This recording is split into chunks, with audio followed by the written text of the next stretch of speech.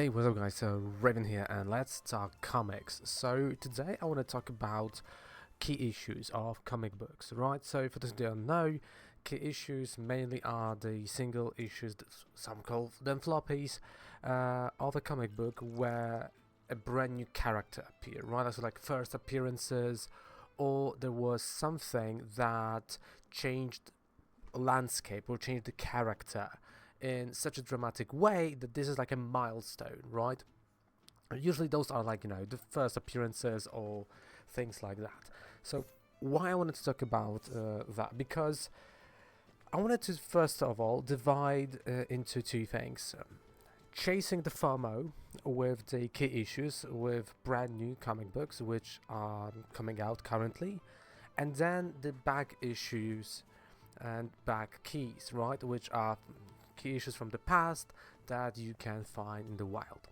So I was on both sides of that, and let me tell you, I do think hunting key issues in general, if you're a reader, can get easily out of hand, can get you, I wouldn't say in debt, but you will spend a lot more than you want on books, and you may not never read those key issues because you think they're going to be expensive. So, for example, when Marvel releases any new comic book, right, or when they reboot stuff, they have tons of number ones. So you have people that are chasing that, right? That they are buying every variant, everything, because this may be worth something in the future, right? I had that for a while where I was like, alright, yeah, I'm not gonna say absolute because Absolute Universe was a bit different, but yeah, kind of we might say that, right? So when the Ultimate Universe came out in terms of Marvel Universe, I kind of slept on it, right? I was like, yeah, you know what, there's a hype, but I don't feel like doing it, right? And then I saw the prices. I was like, yeah, you know what, I should have done it. So it kind of gets into me. So when the Absolute Universe came out, I was like, all right, I would love to go and buy the number ones.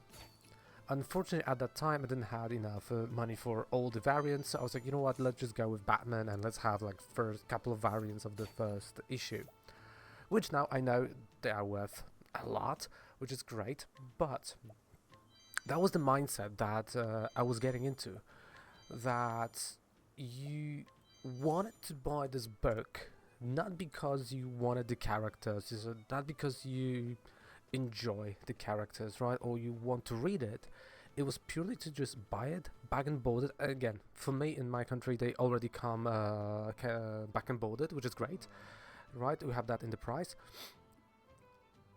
and with the intent of never even reading them, right, of selling it a couple of years in advance, which I know it is kind of a scalpy thing to do, or just trying to make a profit.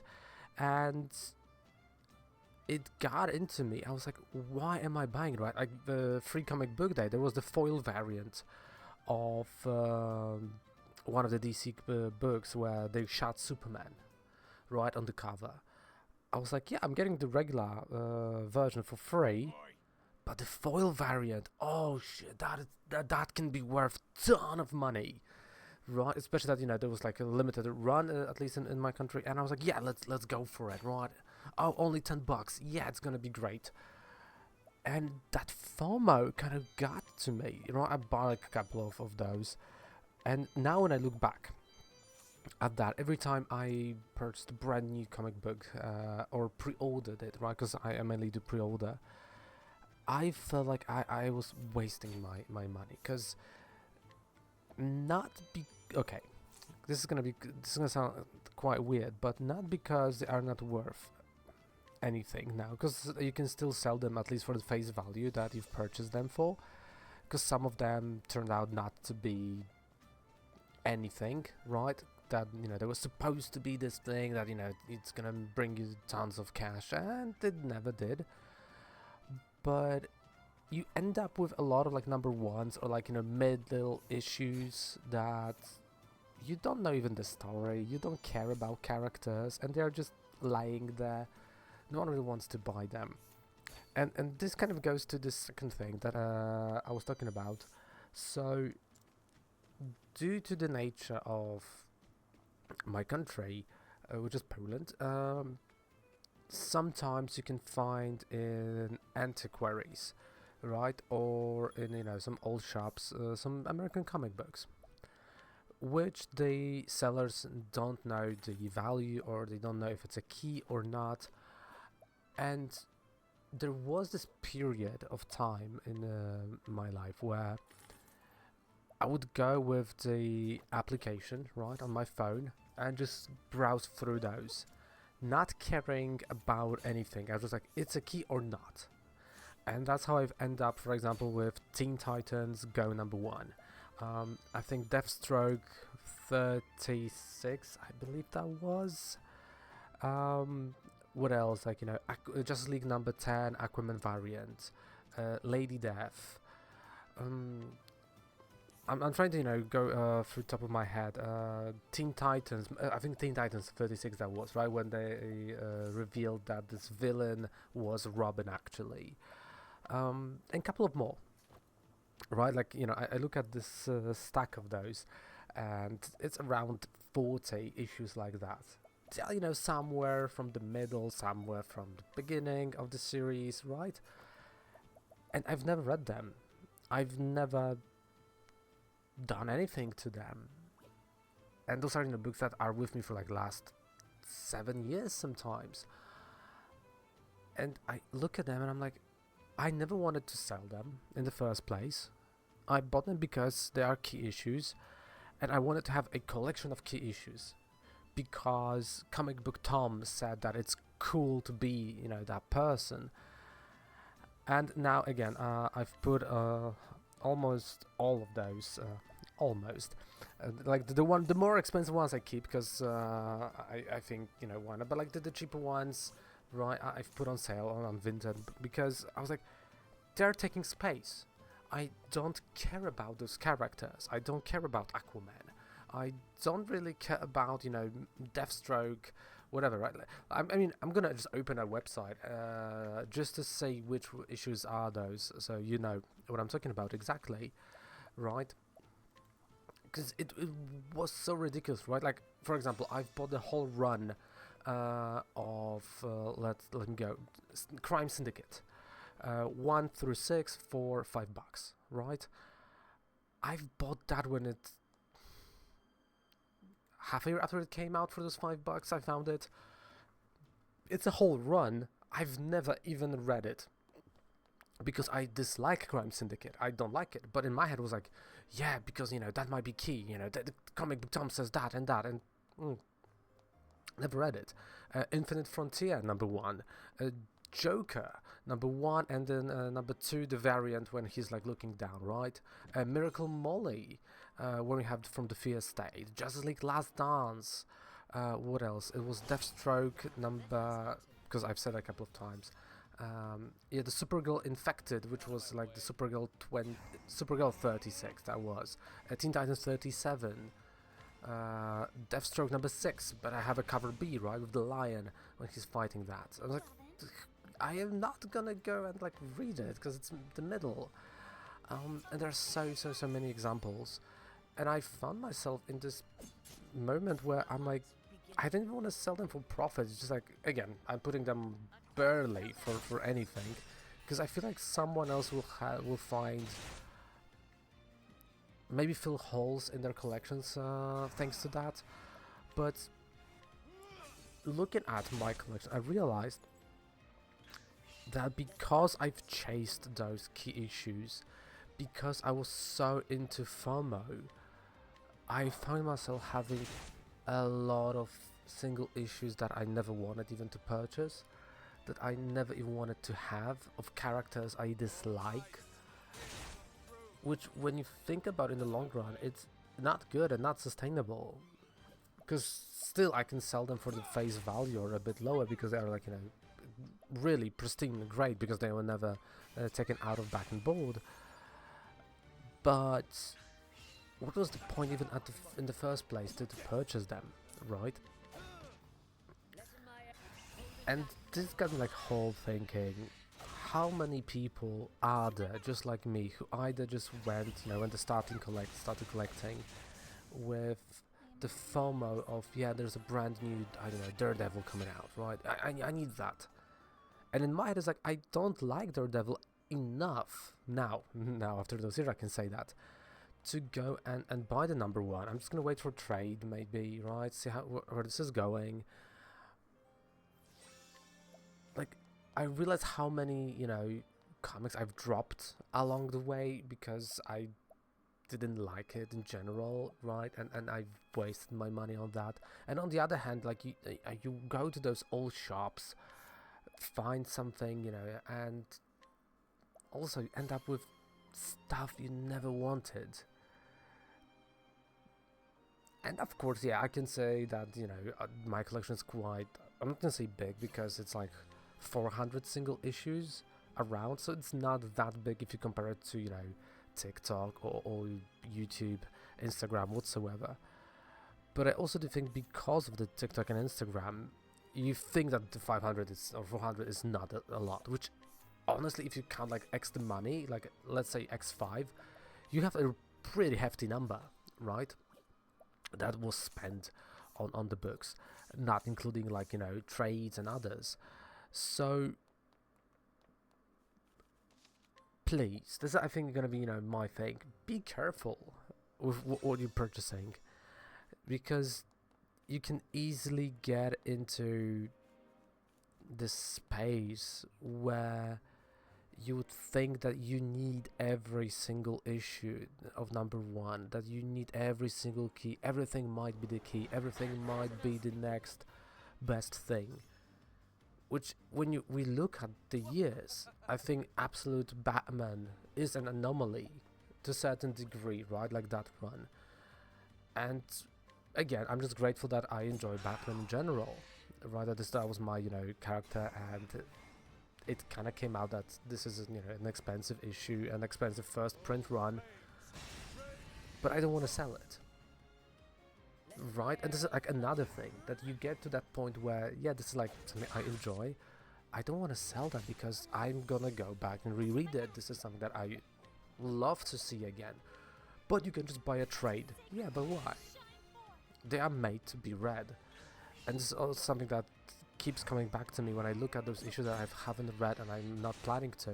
It's like, someone would love to read it. Someone would die for. Right, like again, some death metal things, right, or Harley Quinn stuff, right? I don't know, like, this is just me thinking about it out loud recently, and it's just a bizarre moment that you go and you think about that. So that's my question to you guys. Have you fall into this FOMO, right? Have you went into this, chasing key issues thing because of the YouTube, right? Like, this for me it was at the beginning of my comic book journey, right?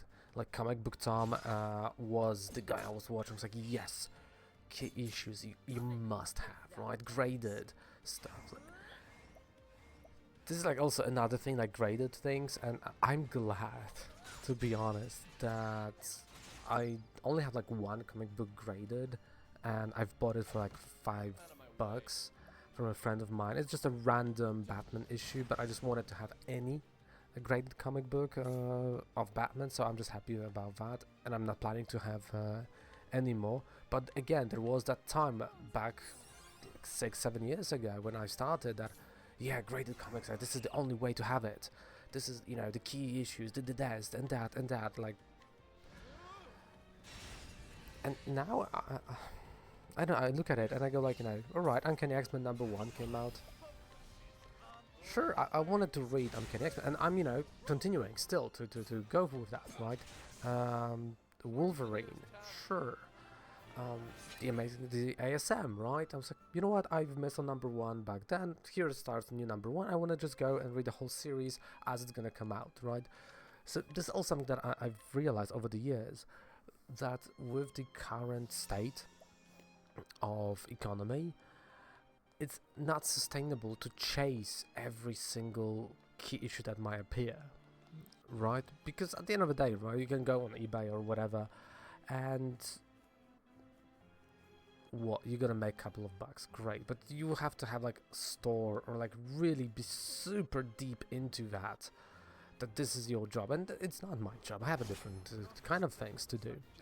So that's on the one hand, and on the other I just go and be like, all right, this is being rebooted, do I want to go and invest my time and money into the next like 2, 3, 4 years of that title, right? Like, this is my headspace now when I'm thinking about it, right? Like, before, and I think Uncanny X-Men is going to be a great example, and ASM, the current run, because in terms of Uncanny X-Men, I came to the single issues when it was at the issue number 3, and I was like, you know what, I see there are still first prints in my store, and I was like, you know what, I'm just gonna go, I have my subscription of on the app of Marvel Unlimited, let's read the first issue. I was like, oh yeah, I love the first issue.